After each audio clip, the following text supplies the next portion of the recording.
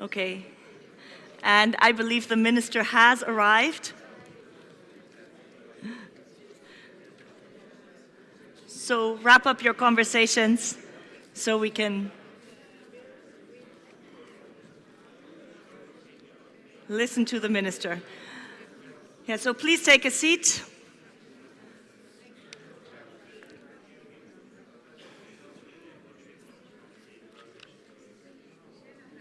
Yes. So please take a seat, and we will proceed with the welcoming speech and the welcoming remarks. We're very honored this morning to have Minister Jan Lipavsky with us, Minister of Foreign Affairs to the Czech Republic. Minister, please.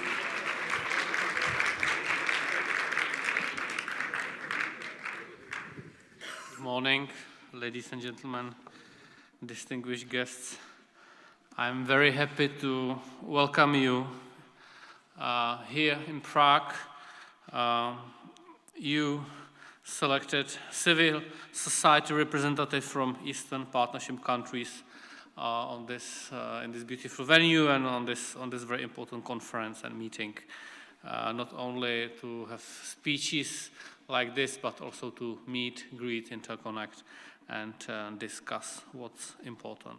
You know that support for civil society activists and for Eastern Partnership countries as such is important priority of Czech foreign policy. And also it is an important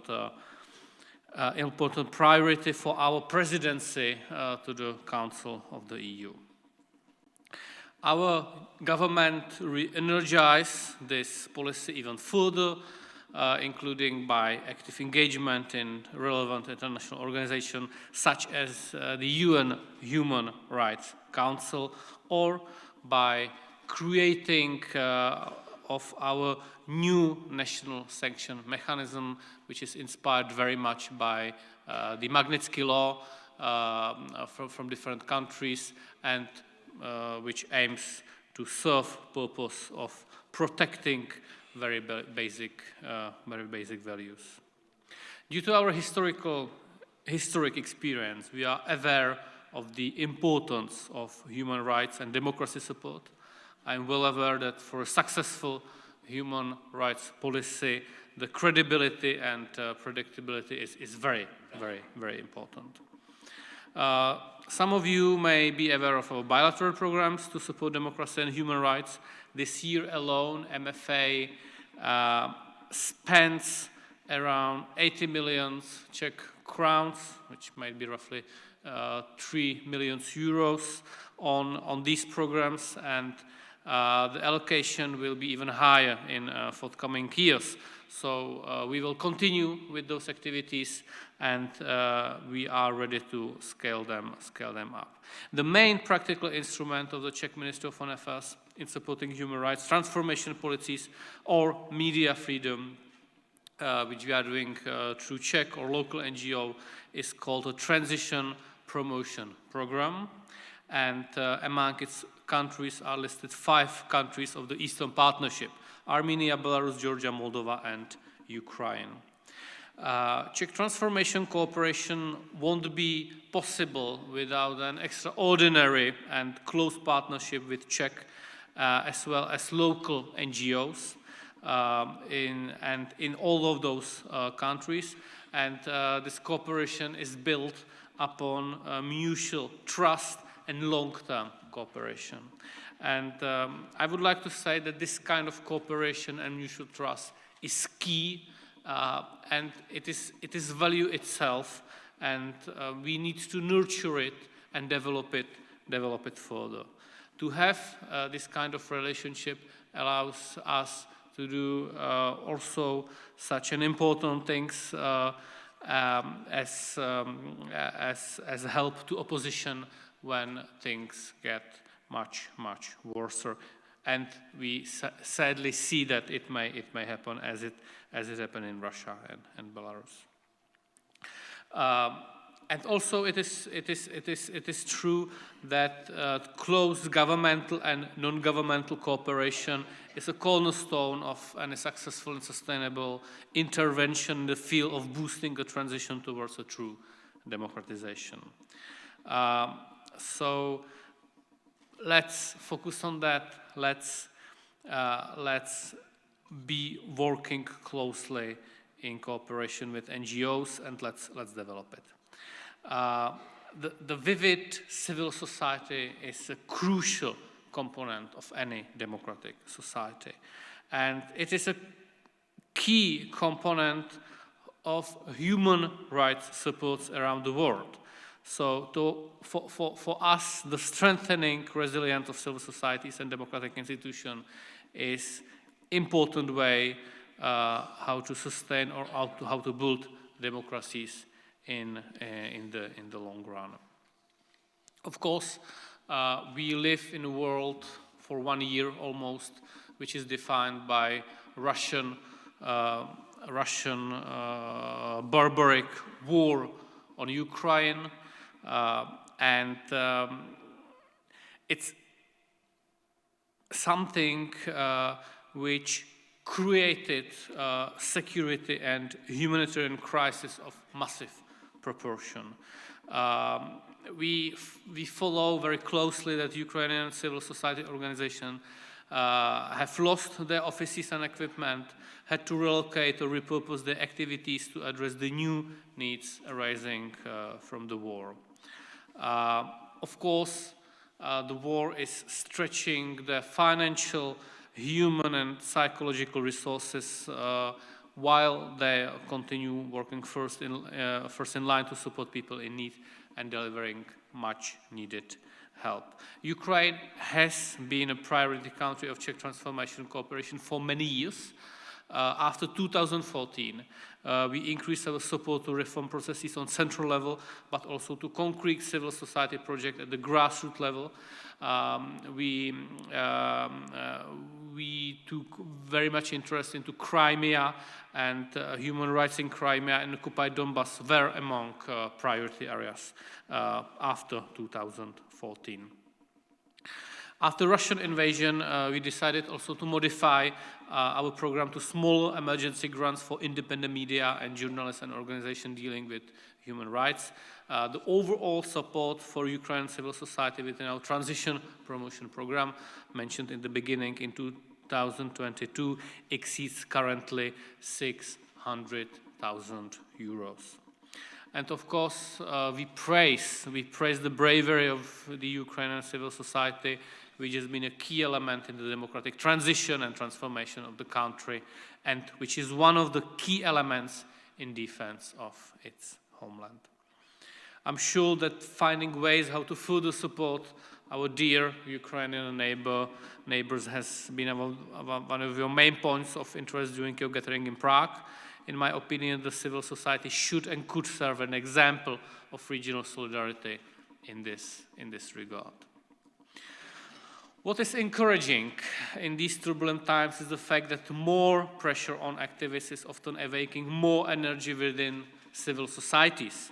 We are witnessing genuine desire for freedom and better governance and fascinating courage of people in many countries. Czechia stands by those courageous people and is trying to effectively help them by direct visa support or shelter programs when needed. We are well aware that civil societies in different Eastern Partnership countries are facing different challenges in their everyday fight for better future of their respective societies. I wish you many fruitful discussions and inspirational moments during this Eastern Partnership Forum. By the way, the very first meeting in such format took place here in Prague in 2009 during our first EU presidency, and it's my great honor to represent the country to which such inspiring people like you can always come and continue your admirable work. So Prague is and will be a hub for human rights defenders, independent journalists, and vibrant, strong civil society representatives. Thank you very much.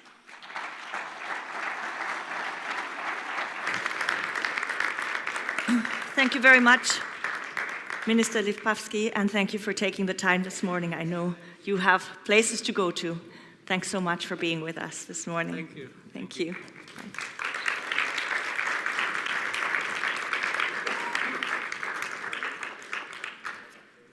So, I think we have our first panel debate this morning, support to civil society in the Eastern Partnership countries in the light of new developments. And once the picture has been taken,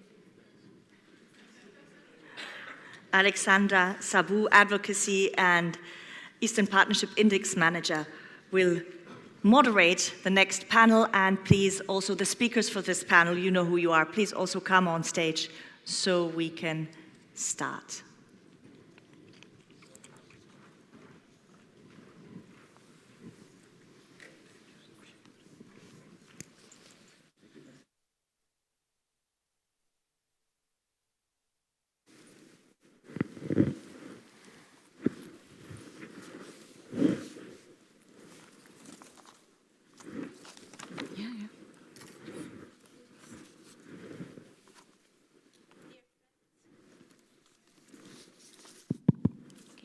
Dear friends, dear colleagues, good morning. I'm deeply honored to moderate this panel, the third panel of the Annual Assembly, and to have by my side remarkable representatives of the civil society from Azerbaijan, Georgia, and the Republic of Moldova, and a strong supporter of the EaP policy and a friend of the civil society.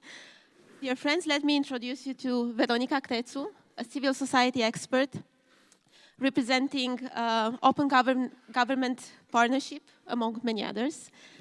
Amar Kidasheli, director of the Democracy Research Institute from Georgia. Shala Ismail, chairperson of the Women's Association for Racial Development from Azerbaijan. And David Cullen, head of unit for Armenia, Azerbaijan, and Belarus, and Eastern Partnership Coordination at DG NEAR European Commission. Warm welcome to all of you.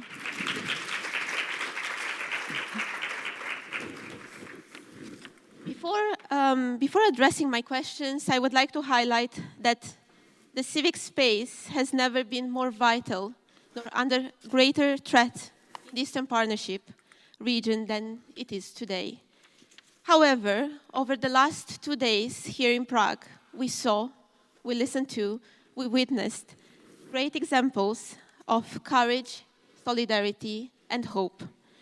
Despite Russia's aggression against Ukraine, despite Lukashenko's purge against its own people, despite painful polarization in Georgia, despite wars that devastate the region, the people of the Eastern Partnership, each and every one of you here, sitting in this room today, you demonstrate that you represent a silver lining. Civil society is a silver lining in the region. And civil society is resilient and a very powerful force for good. But, of course, as Minister Jan Lipavsky mentioned, times of crisis require change.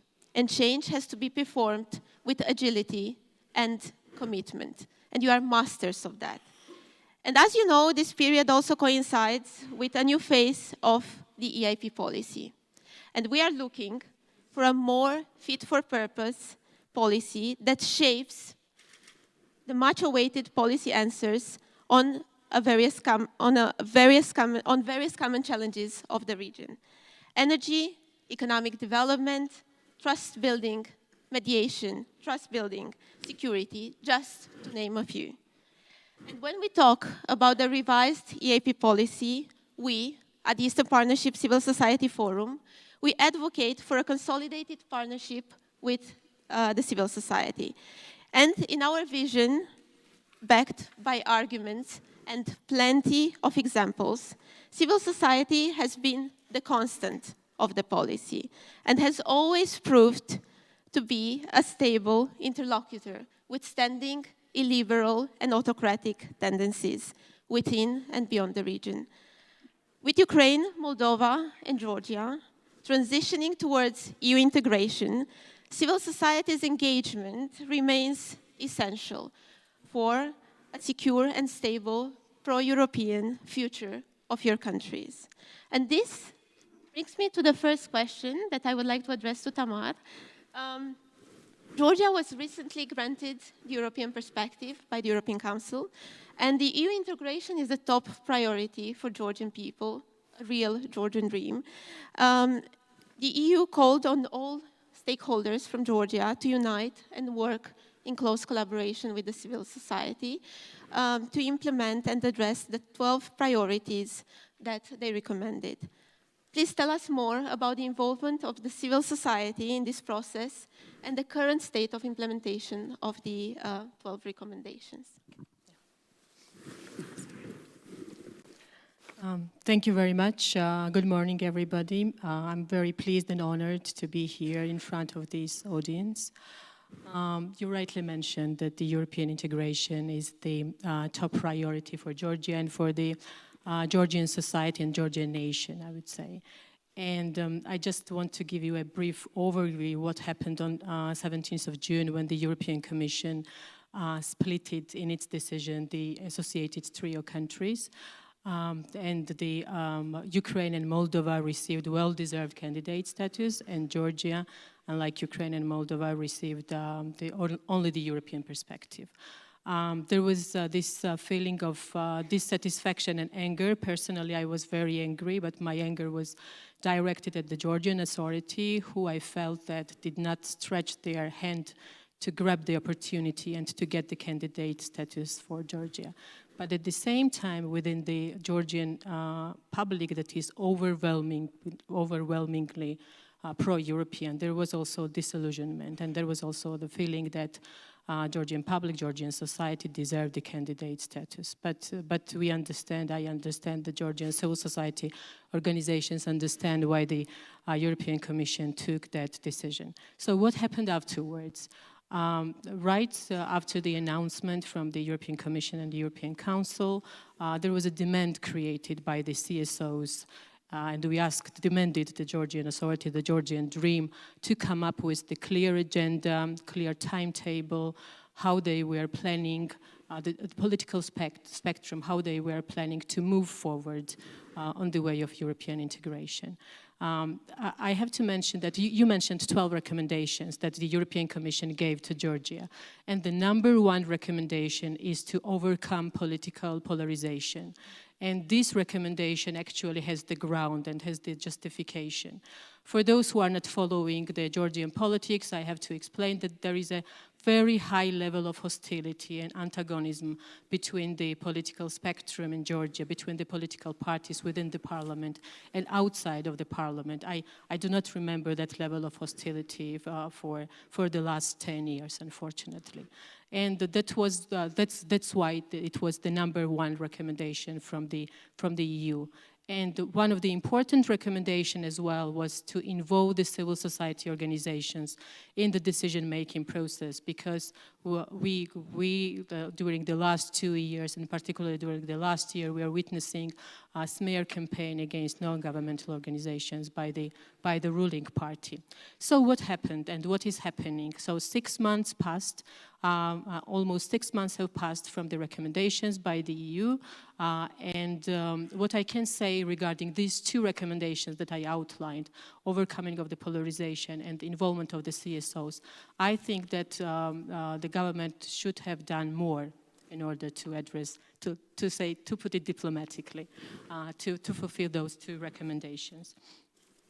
I was talking about the process, and right after the issuing of the recommendation, as I said, the Georgian dream itself alone came up with their own agenda, how they were planning the implementation of the 12 recommendations without any consultation with the other political forces and without any deliberation with the civil society organizations.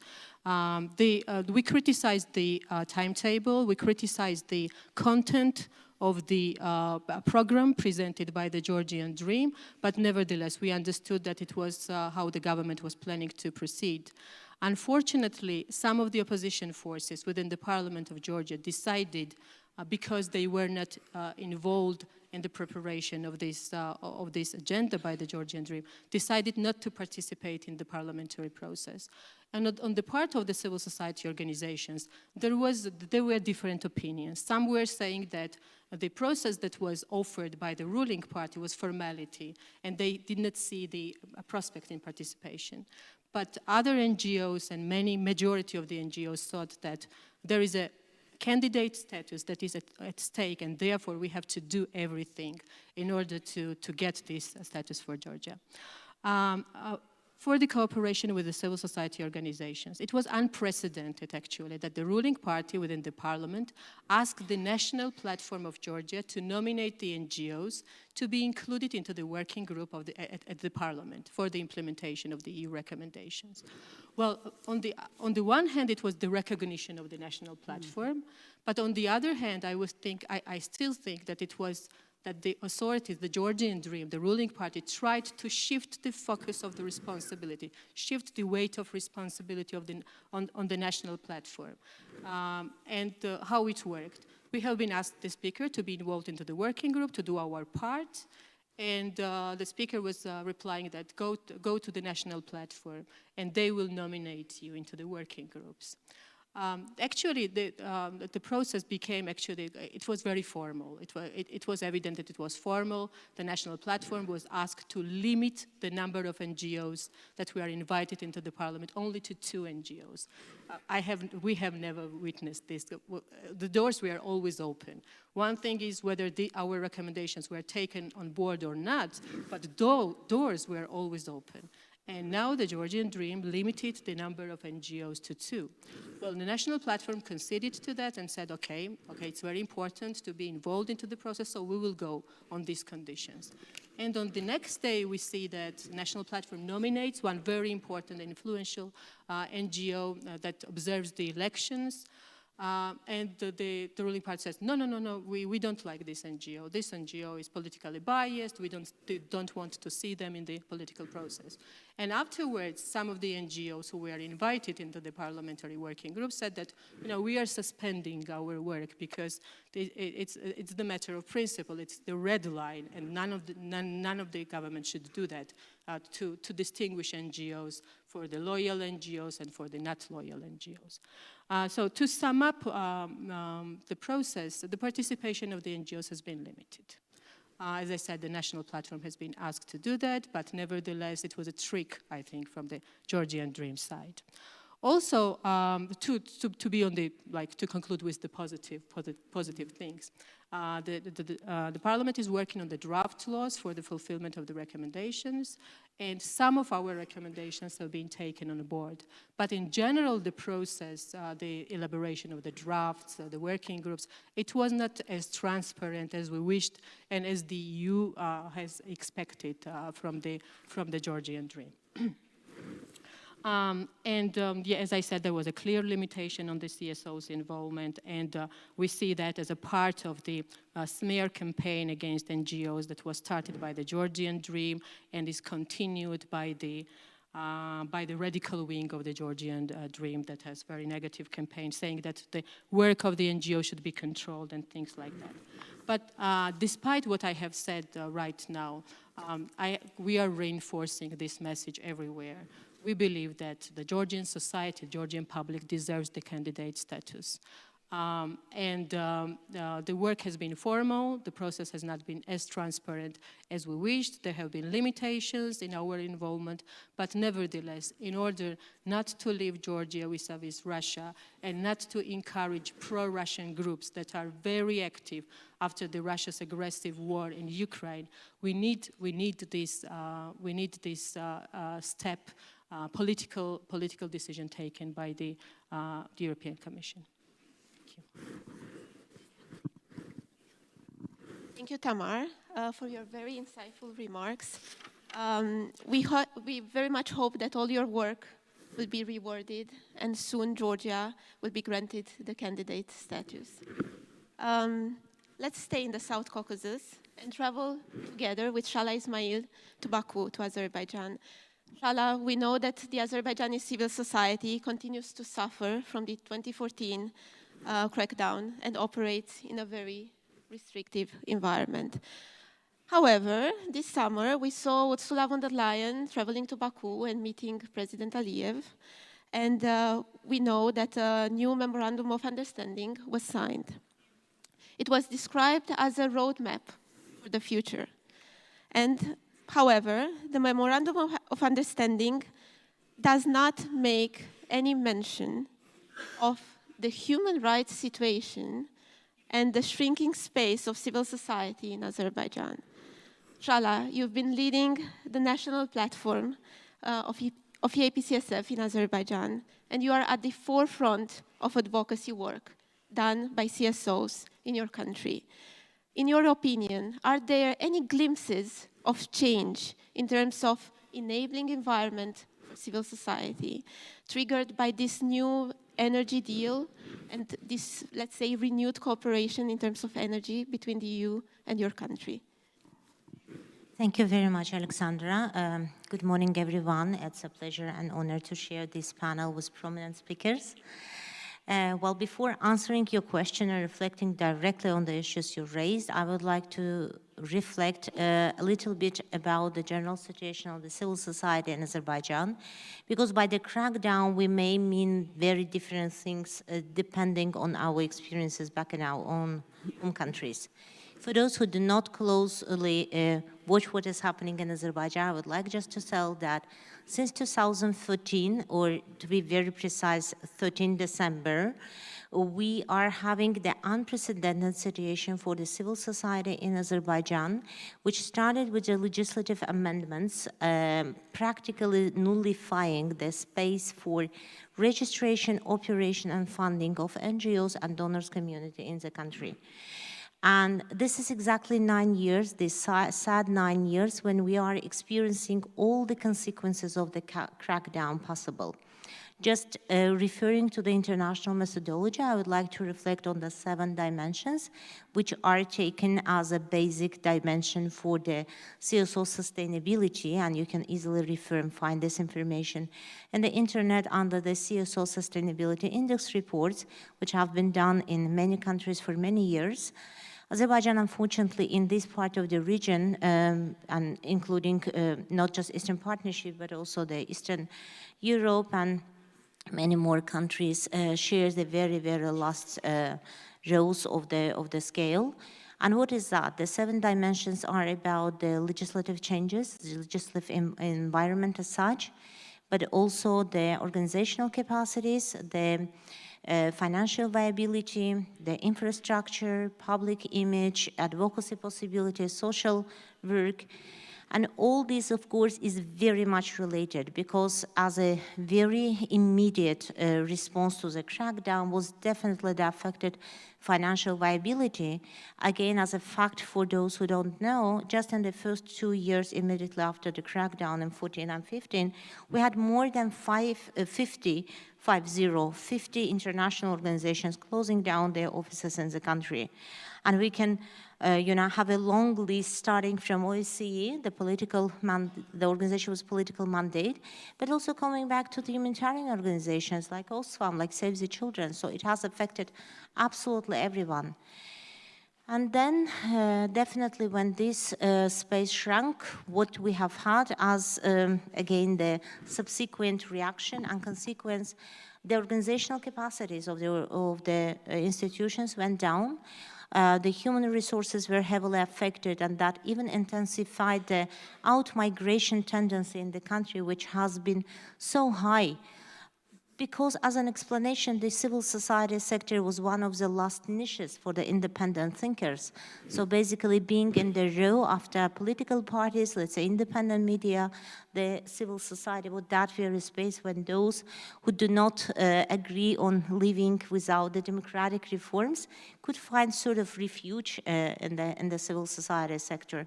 Yet by the closure, it would automatically mean that a lot of people out-migrated from the country. What else happened is definitely the public image of the civil society went down very seriously, and the government used every single methodology to disqualify the portray of the NGOs. So it was starting, there were the diverse portrays. One of those most most vocal, most, I'd say, spread ones were that we were political destabilizers, that we are very much, and I'm talking about 2014, so in the time of before 2020 Karabakh War. So when the peace building was very much, pursued and the peace builders were harassed. So the work on the peace building was sort of among those portrayals that we are betrayers, or we are just, those grant hunters. So all these negative images for the society, which lacks the direct communication with the civil society for years. And here one more disclaimer, for those, just for you to know that when I go back to 2014 crackdown, it doesn't mean that before 2014 we had a fairy tale in Azerbaijan for the civil society. We never had this situation as such. It has always been very difficult, extremely difficult to work as a civil society. You always had this heart of anti-governmental, because that was exact perception of the non-governmental as such. So, and referring to that, I would say that what happened after 2014, of course, it left all the desires behind, and we had what we had. So the public image of the organizations, which were suffering anyway before 14, also outreaching their constituencies, having direct communication with the people under protection or under the need, these all completely disappeared. And the organizations turned out to be in the situation when they have to protect themselves. They could hardly serve their constituencies. And unfortunately, I cannot refer to very exact statistics right now, because the registration of the NGOs has always been so difficult in our countries that even those organizations which are non-operational never stopped their registration as such, so they sort of put it in a frozen format. That's why we cannot refer to the real statistics, but some fragmentary research already show that maximum 1/4 of the total NGO community has survived. And the survival does not necessarily mean that these organizations are operational, because the organizations do not have offices, do not have vehicles, do not have equipment, do not have staff, and of course, do not have financial viability as such, and all these puts a very big question mark on the capacity of the NGO sector as such. So now, look at this environment, which is definitely very sad, but this is what is ongoing for 9 years, 9 big years. It's almost a decade.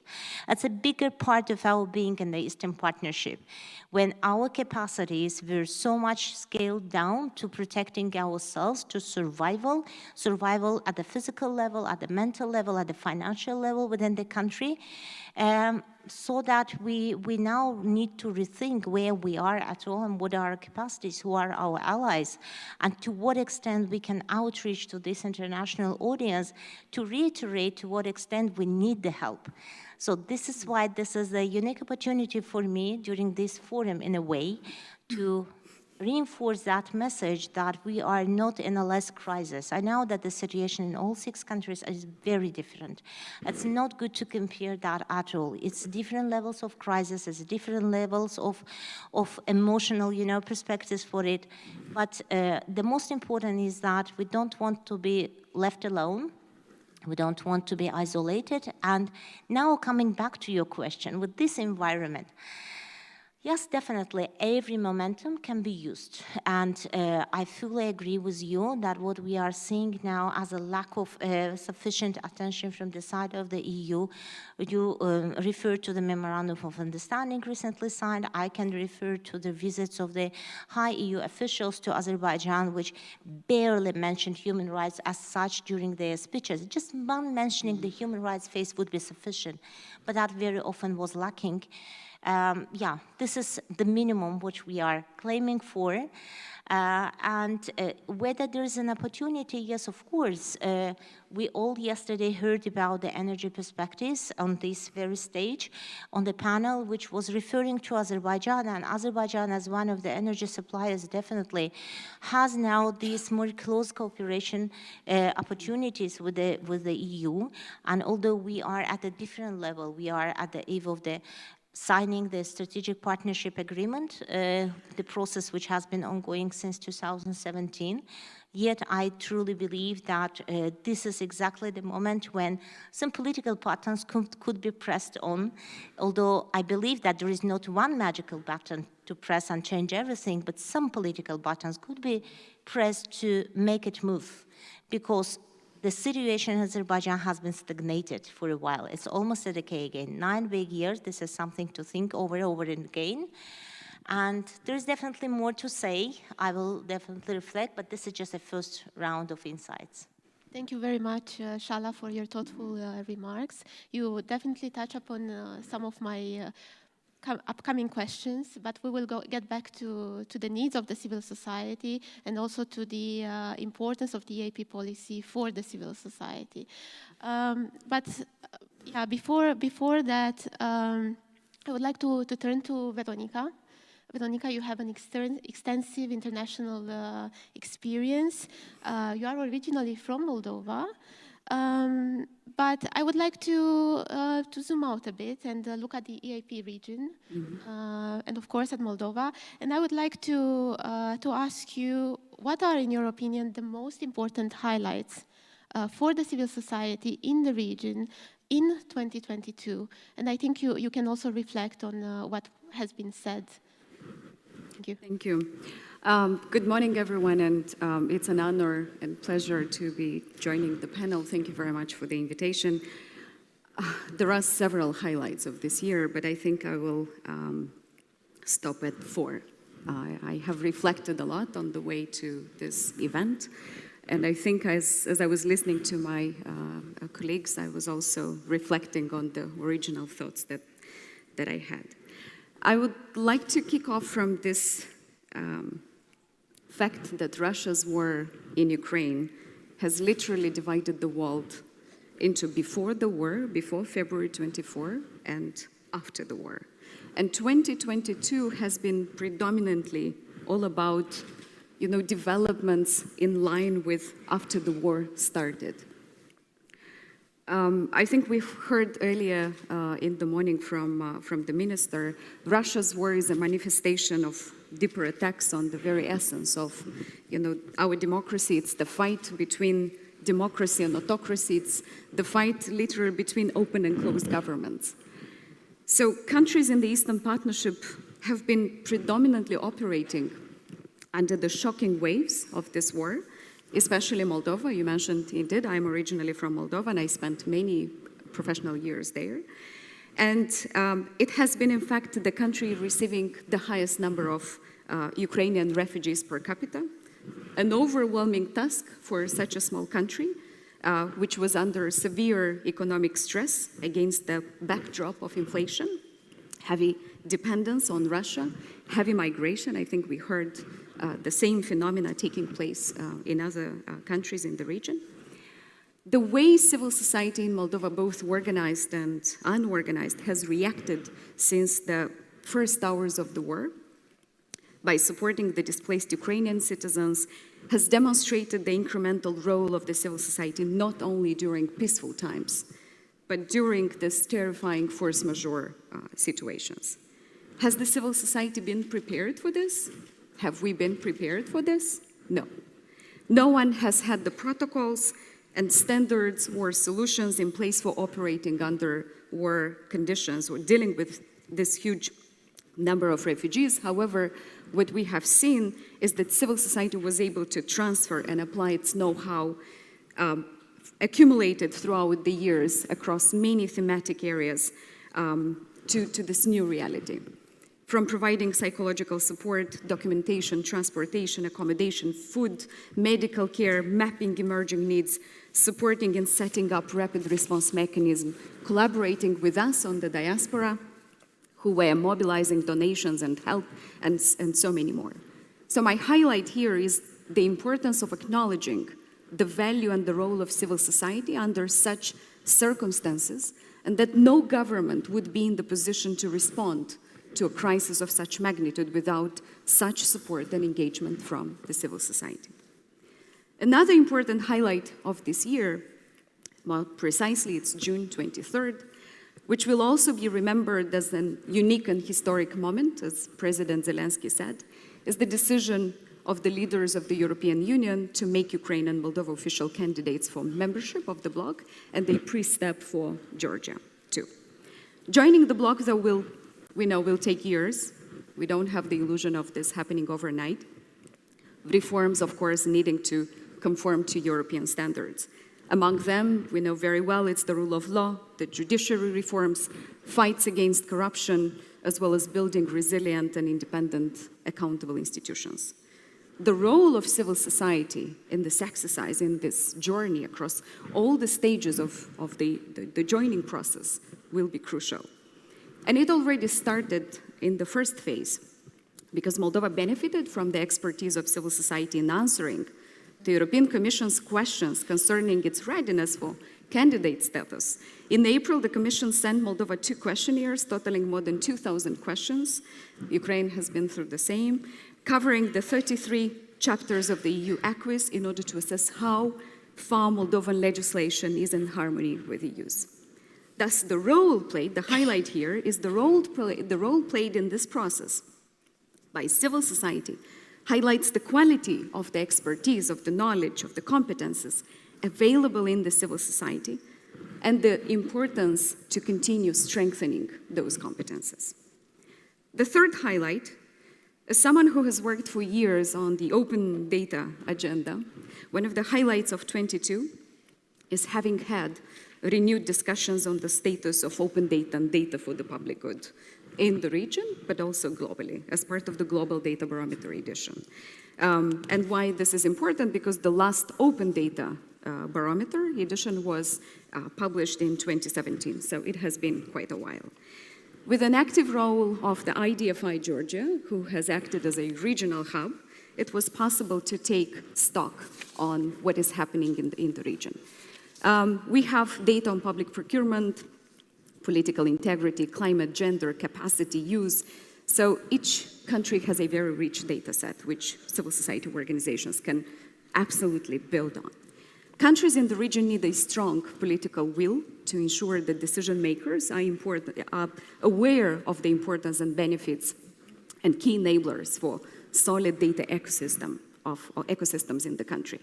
Another important finding is the low capacity among relevant stakeholders in data management, because this includes data collection, processing, publication, and use, and both civil servants' qualifications and capacities in civil society for data management and open data are quite limited. This is what we are learning. In Ukraine, discussions were taking place in line with potential vulnerabilities of making certain data open under the war circumstances. There have been heavy debates about how much Ukraine should be opening up in these times. So I think those discussions are relevant also for our countries in the region, given the hybrid war by Russia. So the highlight here is that civil society can play an important role as a convener of the dialogue, of bringing different players, different stakeholders on important issues such as data, evidence-based approaches in the decision-making process. And that role of the convener has to be strengthened even more. And final highlight, in 2020, for those of you who are not aware, Moldova and Ukraine ratified the Council of Europe Convention on Access to Official Documents, known as Tromsø Convention, along with other 8 countries. Armenia ratified it this September as the first binding international legal instrument which recognizes a general right of access to official documents held by public authorities. The Tromsø Convention constitutes a milestone in the promotion of democratic governance, openness, participatory democracy. Last month, I'm one of the members of the Access Info Group. We have met for the first time, and one of the tasks is monitoring and evaluation of the national reports and efforts in this area. So now we have 3 Eastern Partnership members working on the convention. I hope Georgia will also ratify the convention soon. And the highlight here is that civil society across those countries, we play an instrumental role in communicating about the results of the monitoring of the implementation of this extremely important convention, and be an active player in the implementation of the convention as well. These are some immediate highlights of the year. I'm sure there is much more, and many of those you have been addressed up until this moment. Indeed, we actually talked a lot about highlights in 2022 in the Eastern Partnership country, but thank you very much for briefly summarizing the main ones. I think we can talk for days about them, but unfortunately we don't have that much time, and I would also like to give the floor to a friend of the civil society and a strong supporter of the EaP policy. It couldn't be otherwise, Mr. David Cullen. David, I think after everything we heard, we know that the EaP region keeps us very busy, us and yourself as well, the European Commission. And we know that in the eyes of the European Union, the EaP policy is a keeper. As discussions on the future of the policy progress, member states and EU institutions reiterated on numerous occasions the importance of a continued and consolidated partnership with civil society. While it sounds extremely promising, maybe going forward, you can tell us more about how do you see the role of the civil society in the EaP policy, in the revised version, in the EaP architecture, in more, let's say, concrete and practical terms. The floor is yours. Thank you. Alexandra, thank you very much. Can I just say, this is an example. Us here together in Prague for the last 3 days, this is such an important part of the Eastern Partnership, and it's such an important way to bring civil society together, profile the work that they are doing, and influence policymakers. But I'm just... The foreign minister earlier on, he said that the world is defined by the consequences of the Russian war of aggression, and it is our #1 priority, and it will remain our #1 priority to support Ukraine. But despite this overwhelming, overriding, all-encompassing challenge, we still have a shared focus on resilience, recovery and reform, which was agreed by the leaders in December last year. And civil society, more than ever, has a vital role to play on all of these aspects. If you just look at resilience, we've seen how civil society has been at the first line of emergency response in Ukraine since the 24th of February, in Belarus after the falsified presidential elections in 2020, and across the EaP region during the COVID pandemic. And crises will continue, and there'll be new crises. And civil society's position as a compassionate, engaged, and adaptable actor in all of our countries will continue to shine through. If I move to recovery, obviously when we spoke about recovery last year, in December last year, when you spoke about recovery at your meeting last year, it was recovery from the impact of the epidemic. Now we're talking about recovery from the devastation of the war, Russia's aggression in Ukraine, with estimates of 350 billion and growing by the day, by the hour, by the minute. And here again, civil society has a crucial role to play in that whole reconstruction effort, not just in advising, not just in the whole myriad of initiatives that civil society is taking, but also to ensure that the funds which will be used to rebuild are used in the best, most efficient and most transparent way. And then reform. Reform has always been a key aspect of the Eastern Partnership, as my esteemed panelists have discussed. And obviously the new development is this opening of a pre-accession path for 3 of the Eastern Partnership countries. And here again, I see the role of civil society increasing. I've been involved in several rounds of enlargement, and the role that civil society plays has progressively increased.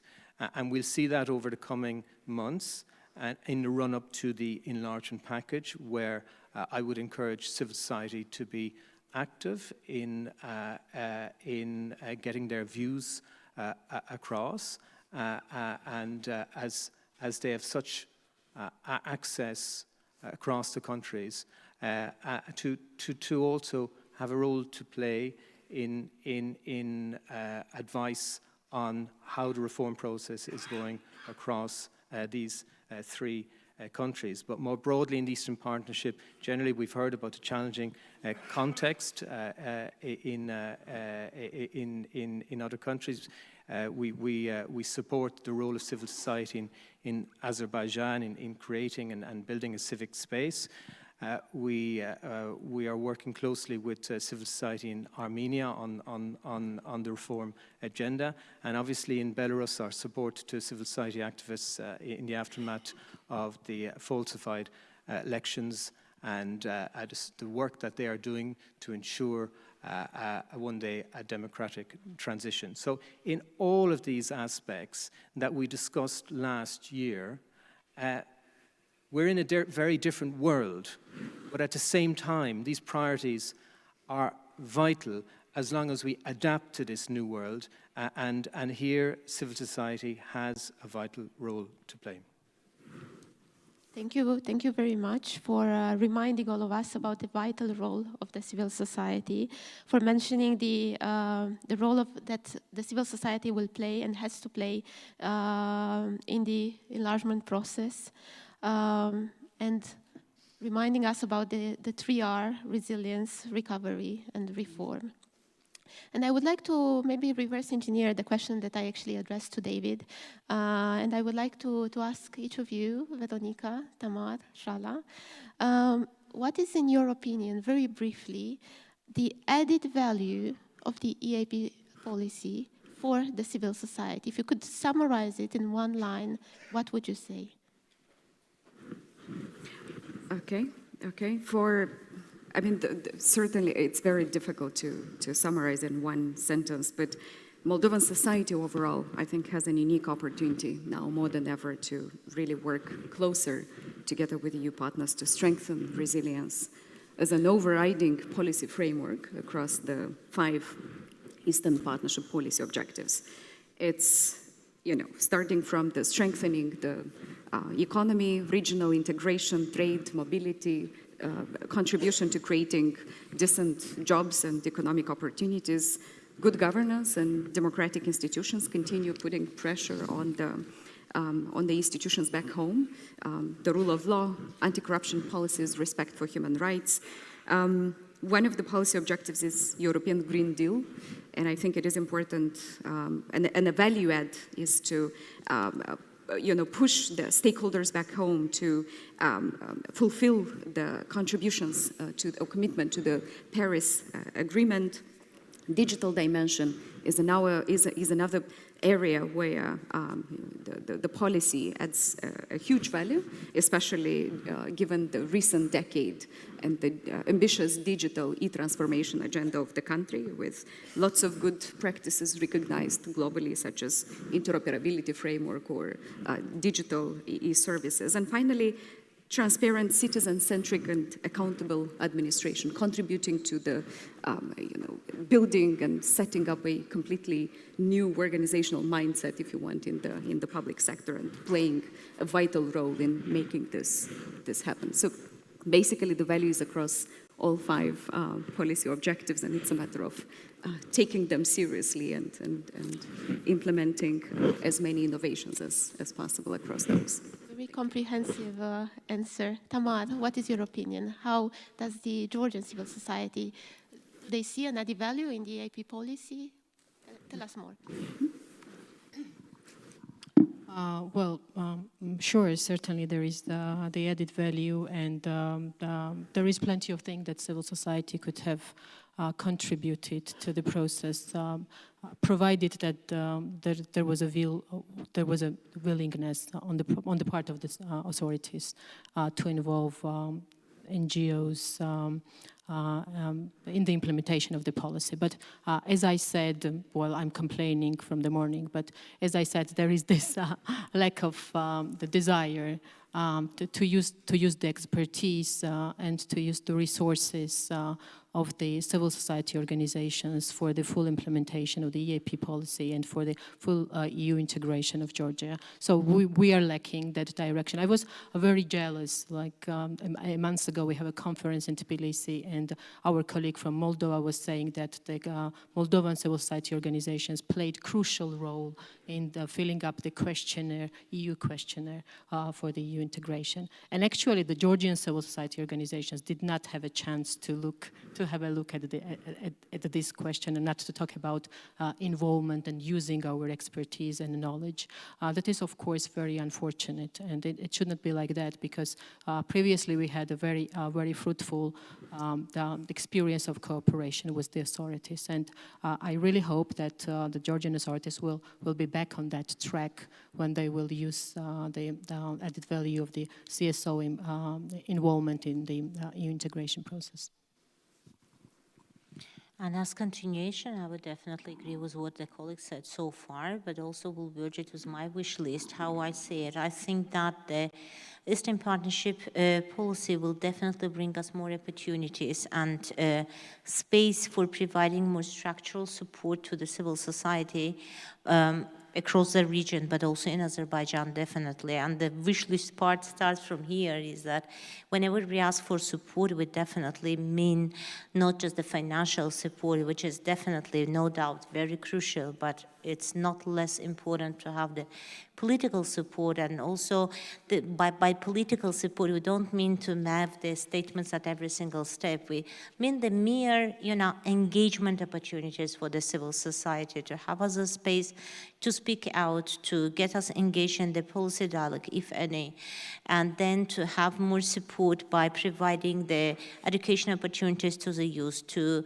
engage us into this certain social justice projects, and definitely protecting us whenever necessary. And by protecting, I mean now the civil society at large. It's defending and protection. And we do have, as you know, the Azerbaijan National Platform consists of 71 organizations. Some of the member organizations, some of the leaders of the member organizations still cannot return to Azerbaijan. For example, 2 of them are here. They came from another country to attend this conference. We are still having the people who are at the daily intimidation and harassment. For the previous cases, I can mention Jasur Sumaranli, and then I can mention Emin Husseynov, who came across, different country. I can mention for daily harassment, Bakhtiar Hajiyev and Zaur Ekber and Mirvari Gahramanli. I can also mention several cases which do need the protection and highlights, and that's so important. The very fact that I'm mentioning it now, I think and I hope that it will bring more attention to their cases, because this is exactly what I mean to do. We have the very brave journalist, Avaz Zeynali, who has been in jail.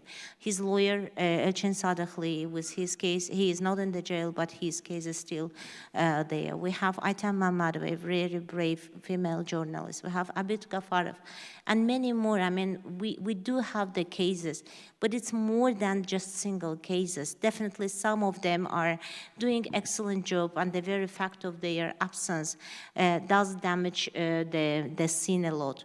But it's also a lot of consequences of the civil society shrinking space in terms of underserved needs, and the consequences of unmet needs of our actions. And just for you to know that during the COVID alone, we had such a detrimental figures in the rise of the femicides, for example. Is it the consequence of COVID only? No, it definitely is also the consequences of the women human rights community shrinking so tremendously that there is little space for awareness raising, capacity building. I can list it forever, but what I want to say that when we look at the bigger EaP policy, for me it's not just a big umbrella document as such. It's something which can translate to very practical cases, to very practical supports, and this is something which I hope and believe that it will be translated. You summarized it very well. The EaP is not just an umbrella organization. It's about support, solidarity, standing up together. And on this positive note, actually, I would like to turn to David and to ask him, how is the European Union going to ensure an enhanced role for the civil society in the revised EaP policy, and a role that would actually ensure adequate level of access and representation in agenda setting and policy making processes? Thank you very much, Alexandra. I think it's multifaceted. It's as you say, that institutional role in influencing the agenda and the policy making, but also the support that we provide through our assistance, which continuously increases, and we adapt to the needs and circumstances. Not wanting to preempt the outcome of next week's ministerial meeting, but there have been a series of discussions which were mentioned yesterday through the course of the past few months at various levels on how to adapt the Eastern Partnership in light of new challenges, the consequences of the 24th of February. But again, casting ourselves back to the summit of December last year, we agreed on an ambitious program, and their civil society was prominent in that program, and we were about to roll out an architecture. Dirk Schubel yesterday, he mentioned the fact that perhaps in the past there have been an awful lot of meetings. I think he said 100 meetings, and we can't have meetings just for the sake of meetings. So I think it's extremely important as we move forward that this is not process-based. This is about addressing and adapting to the new realities and challenges that we're all facing. But in that context, civil society will have a prominent role. Already the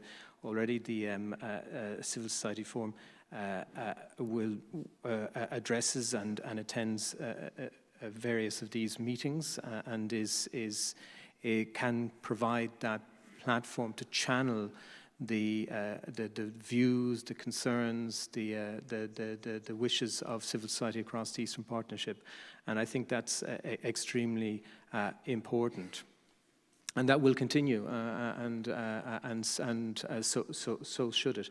And we have to make closer synergies between that work at the policy level and then the kind of support that we're providing through our financial assistance.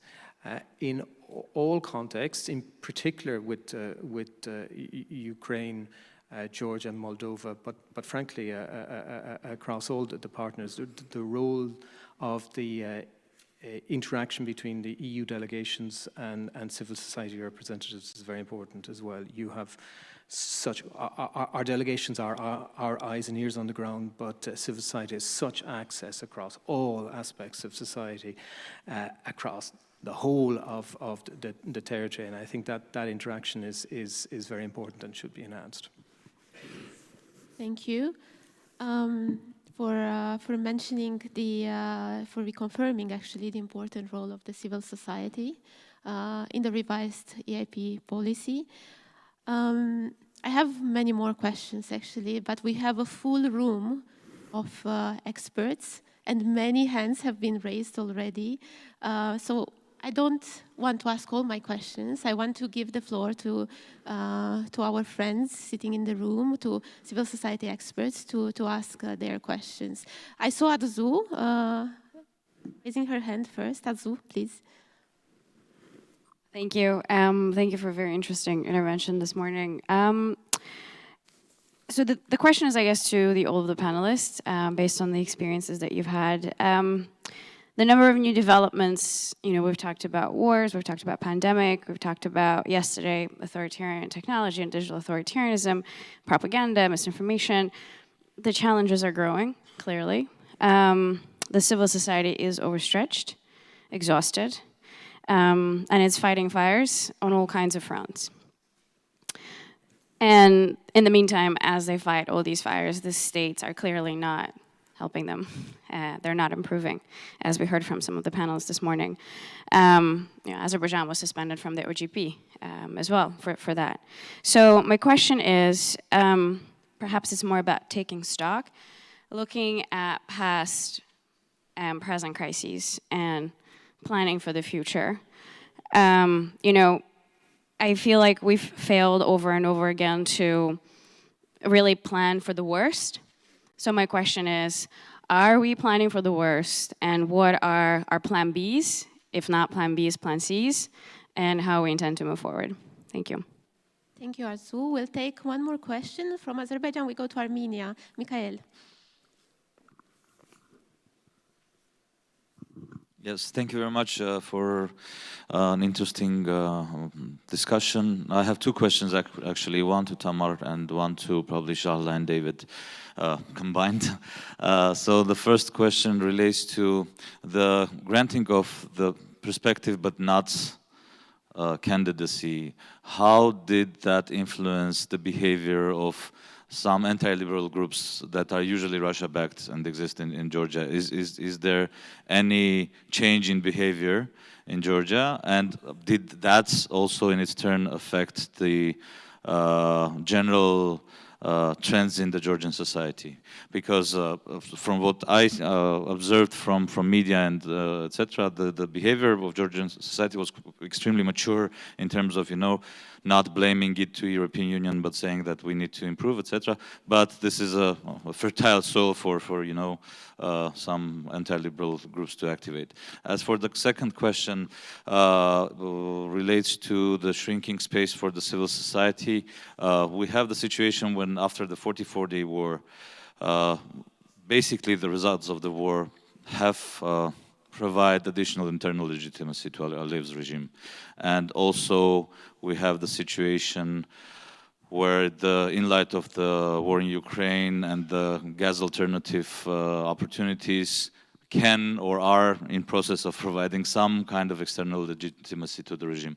What can be done in this consequences to ensure that anyhow the civil society is capable, able of properly operating or improving its conditions, given also all the problematic context that Shahla was describing for the past 9 years. So these are two very problematic factors that influence the overall situation in civil society in Azerbaijan. Thank you very much. Thank you, Mikhail. I saw a question somewhere in the back, a hand raised. Yes. The lady in white, I can't see. Yes. Hello. I'm Salome, representing Irrespective network. And these days we heard a lot about what is happening due to the war, EaP countries, and so on and so forth. But here I would like to ask, consulting each and every panelist, specifically from the Mr. David, as is a DG NEAR is quietly also your role as it reads is institutional building. And how do you involve young people within your work? And if yes, if no, can you bring some examples of it? Because you all will agree with me that development and growing won't be without to hear young people's voice through education, internalization within education, so on and so forth. So it would be great to hear those examples. Thank you very much. Thank you. We received a lot of questions. We'll go for another round in a bit, but I would like to give the opportunity to our distinguished speakers to answer to those questions. Shall I repeat them, or you took note? So Arzu was mentioning that challenges are growing in the region and the civil society is stretched. Governments are sometimes helping, sometimes not. And the idea is to take stock and to plan for the future, but maybe also to plan for the worst and to have in place a plan B or sometimes C. What is your opinion on that? And I think it was addressed to all panelists. David, maybe you can elaborate on this. Okay, on that first question on plans for the worst. When you say we're overstretched and exhausted, I know. And the past few years just feels it's crisis after crisis.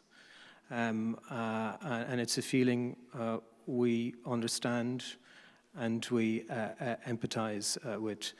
And the last few years have been a sobering lesson in what you need, or how much more you need to do to plan for various situations and scenarios. I think we are doing this from the institutional level.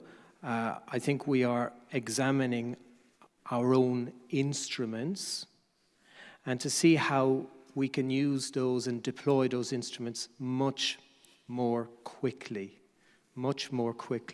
And this was put to test initially during the COVID pandemic, and even more so following the 24th of February. So there is an effort to use those existing instruments in a manner in which they can be deployed much more quickly than they have in the past. I think we have quite a few successful examples.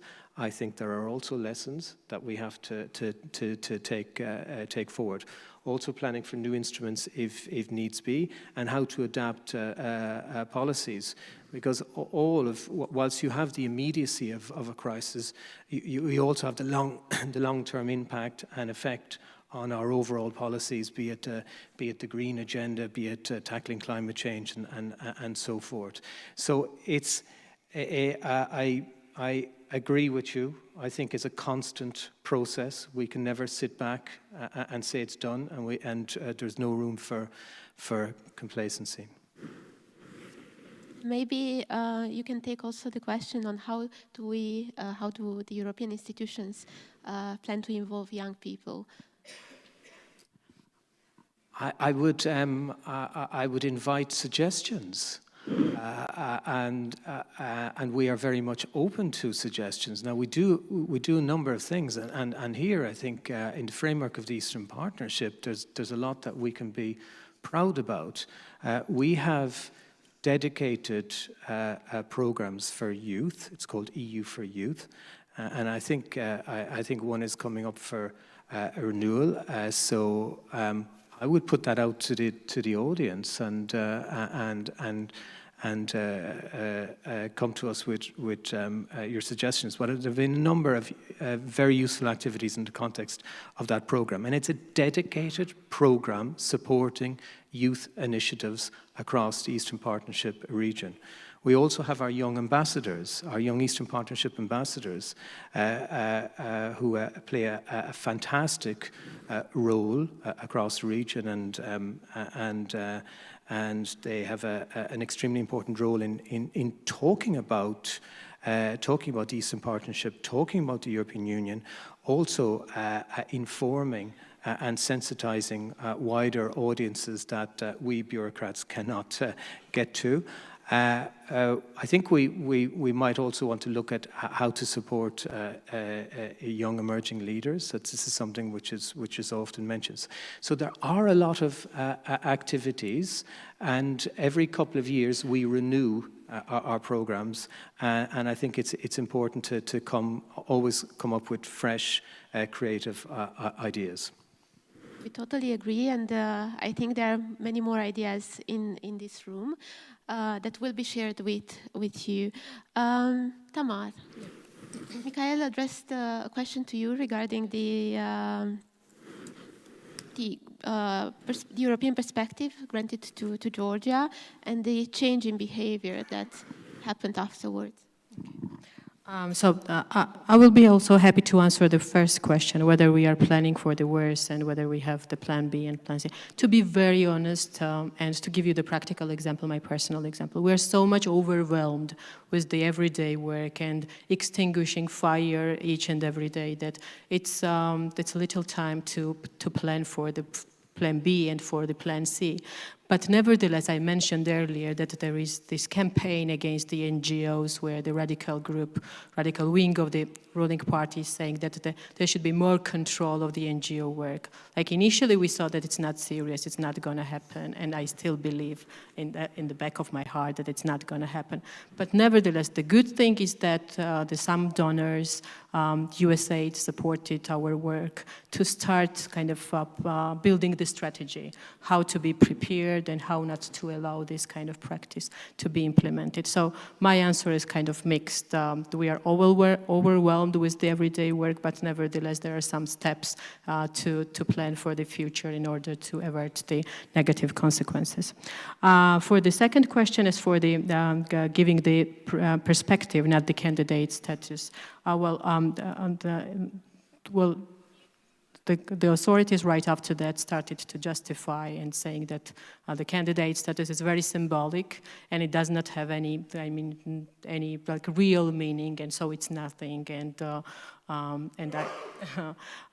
But nevertheless, they soon realized that this message was not popular even among the Georgian Dream supporters, so they changed it. So they became more serious regarding that. And pro-Russian groups that we are every day monitoring their behavior, they have been very happy with this, that our strive for the candidate status was not satisfied, and they tried to put all the blame on the European Commission and on the European Union for not giving us the status, and started comparing Georgia with Moldova and Ukraine, saying that, you know, like we had plenty of reforms where we are in some respect well in advance of those two countries, and it was not fair not to give us the candidate status. In general, as you said, the attitude of the Georgian public was mature, and some of the surveys outline that the big part of the blame is put on the Georgian authorities, who did not do much in order to get the candidate status. Actually, they worked even to the contrary to that. Yeah, this is my answer to your question. And there was also how we are involving young people in our work. Well, we have a small non-governmental organization, so our resources are very limited. But nevertheless, we are always trying to give like volunteer opportunities to everyone who is interested in our work. And some of the when the projects allowed and financial support allowed, we offered the paid internships to the students that were interested in our work, but otherwise the students who are interested in our activities, they are always invited to come and volunteer with us. Shala, thank you so much, Tamar. Shala, you received a question from Mikhail regarding, let's say, the relation between the shrinking space for civil society in Azerbaijan and the consequences of the war on the civil society. Maybe you can elaborate on that. Definitely. I will reflect actually on both questions, starting with Arzu Hanım's question about the plan ABC. Just as a continuation of what I said so far, I think that civil society in Azerbaijan does not have the plan A at all when it comes to the last decade, as I said, because the situation is so unpredictable that we can hardly build any visionary perspectives for what can it be for the civil society, like 6 months and a year, etc. So unfortunately, the case which is closest to us is Plan B and C, as between having the repressive situation and more repressive situation, probably. But again, by no means I want to put the great shades on the things. Do I expect the worsening of the situation? I would say no, but that's absolutely my subjective personal perspective, because it's very much related, as very correctly mentioned, with what Mikhail said. The thing is, the 2020 war indeed changed the status quo, and the national legitimacy of the regime has increased, has improved. Yet that can be used also positively in regards of improving the space, because the continuation of that very thing is to choose a right way of the crossroad. Azerbaijan is at the crossroad, whether to take yet another, also authoritarian turn in a way, or to turn finally to the reforms and bringing up more space. And again, the combination of my hope and belief and projection is that Azerbaijan will take the second lead as such, and the civil society might be somehow be affected positively in these regards, because there's so much to be done in our country that also with the new, reconstruction epoch, I would say, of Azerbaijan, that the civil society matters, the organizations matters, the funding matters, the project matters. So in this regard, we can use this as an opportunity, and definitely there are ongoing leverages, and one which was mentioned by Arzu Khanem about OGP, it's not completely as the situation as that. We indeed were having downgraded to the silent membership status, but we have never been suspended as such, and that's one of the crucial decisions which is ahead of the OGP platform, and the decision is to come within the next few months. So I believe it's also yet another opportunity for the government of Azerbaijan to think twice before making, certain radical decisions to the worse. We hope they heard you today. Veronica. Yeah, Some thoughts. Yes. very quick on whether we are prepared for the worst. I think this is a very tough question, and to be able to be ready for the worst, we need to have the capacity to think in scenarios. Do we have capacity to think in scenarios? No. Which is why I think one of the crucial things that could be done within this platform is to provide more opportunities to learn what does futuristic thinking, scenario thinking is all about. How are we embracing the new challenges, and how ready we are for those. And I think, we don't have the right as a civil society to fail, regardless the situation, regardless the context. We need to stay united. We need to support each other. We need to share from what works, what doesn't work, why things don't work. I think we need to have more open and frank conversations about really things that don't work well, and take stock as much as possible from those conversations. So don't give up. We should not give up. We should continue the fight for the values and principles and aspirations that we are here for. Thank you. Great questions and great answers. Thank you very much to our speakers. We'll take another round of questions. I think there is a lot of appetite. There are lots of questions. Here, the lady in pink. Sorry, I think, from PIN.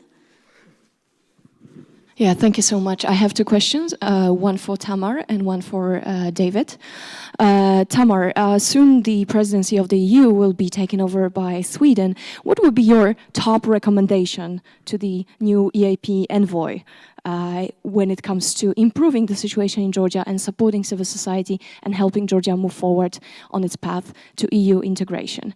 And a question to David. Obviously, it goes beyond saying that the Eastern Partnership program is more than just strengthening democratic institutions. It's also about digital connectivity, about climate change, about many other topics that cannot be achieved without enabling environment for civil society.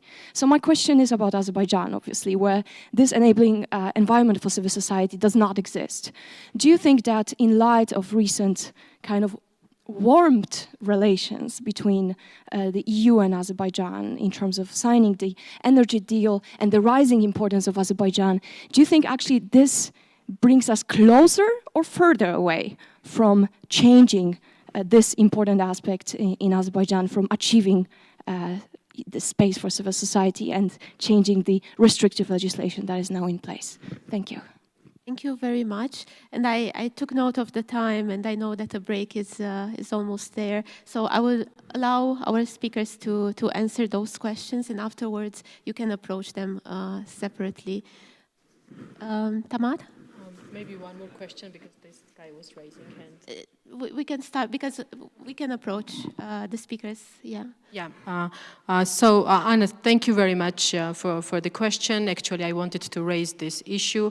What will be my message to the Sweden and for the EU institutions as such? Well, I think that it's very important that we are heard and that we are seen by the EU representatives and EU stakeholders. Recently, we had the visit of the EU Commissioner for Enlargement and Neighborhood, who did not have, I believe he didn't, he had very busy schedule, and he did not meet with the civil society representatives. And in his speech, he did not outline the importance of the work of the CSOs. And I think that these kind of things should be changed. We need political support. Of course, like, I have to appreciate the work of the EU delegation on the ground, who is doing their best in moral support of the Georgian CSOs, but nevertheless, we need this kind of support and messages, strong messages of the appreciation of our work from the EU high-level representatives.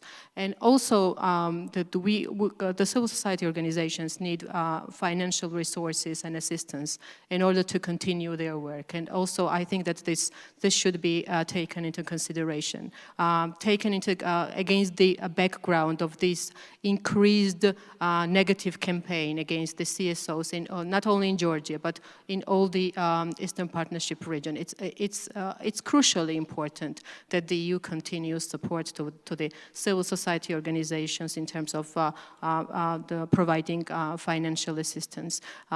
We need a room, we need an attention, we need a moral support, and we need a financial support.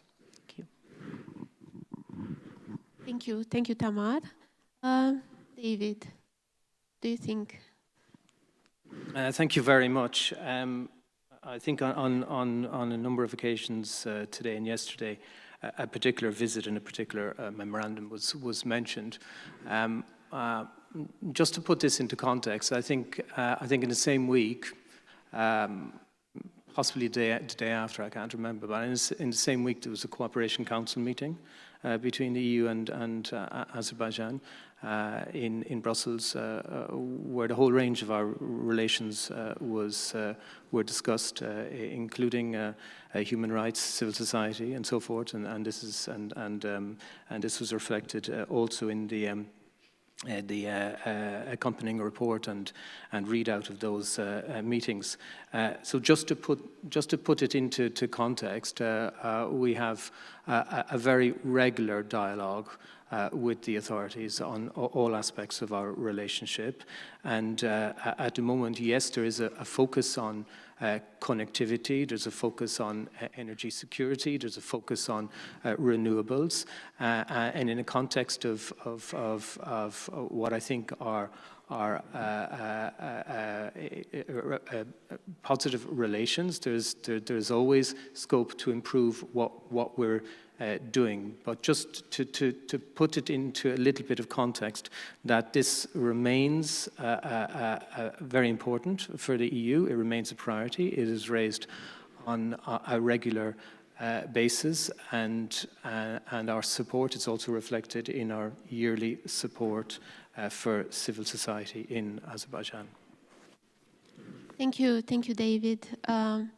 Almost at the end of our panel. I see many hands, and I wish I could take all your questions, but unfortunately, I know you also want to take a break, and also our speakers are probably a bit exhausted. We had a very insightful discussion today, and if you have more questions, I'm sure you can approach individually. If you don't give me the floor, I have a question. And you ask.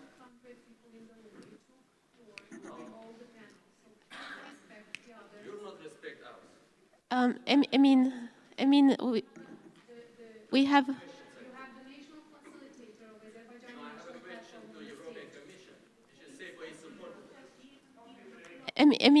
Please ask your question in very briefly, please.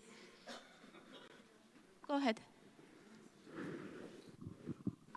My question to representative of European Commission. You mentioned you somehow helped Azerbaijani civil society. I would like to know concretely which kind of help received from civil society, because as I know, statistic for recent years, national platform which have 71 members never ever received more than 50,000 euros per year. And I think it's like 4 months of your salary. But it's 71 organization which has received this support. If you think it's support, please don't say for this support, because we are not approve your statement. And my question is, you're talking about reforms. We ask last 8 years. Reason why I leave destroyed civil society, because we expose high-level corruption. Support us, find alternative mechanism. And you always find excuse. You say for 2014 Crimea invasion, now it's Ukraine war, it's understandable for us, Belarus in 2020. I mean, sorry to interrupt you, but still corruption progressed. Very close. My question, how much concretely you support related with preventing corruption in Azerbaijan? Because you give us billions for our gas and oil, like EU. You are biggest our trade partners, and you have responsibility. But we asking you guys, support anti-corruption program, and even donors like EED, which is you are declared everywhere for, it's just like super flexible donors, I think never supported anti-corruption program. Why you're engaged with Aliyev on cultural program, and you never support anti-corruption program and good governance program? Thank you. I mean, please I think, give us information how you support. Yeah, we understood your question. Thank you. David, we wanted to discuss about the financial support to CSOs across the region.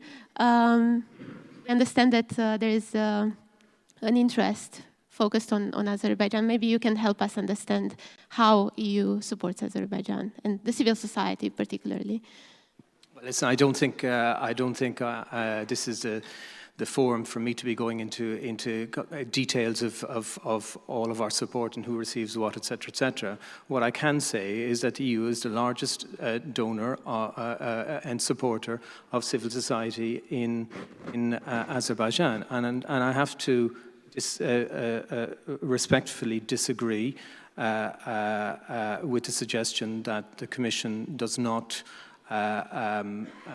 support the fight against corruption across the whole Eastern Partnership region, regardless of which country. Only